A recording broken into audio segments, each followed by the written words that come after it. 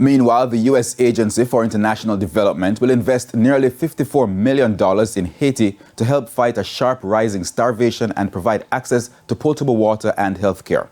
On the issue of climate change, USAID will invest $20 million to help Caribbean businesses that use technologies related to renewable energy and energy efficiency.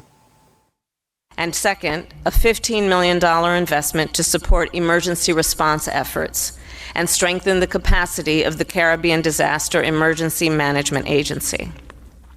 This investment is intended to help develop new early warning systems and pre-position first aid equipment and generators.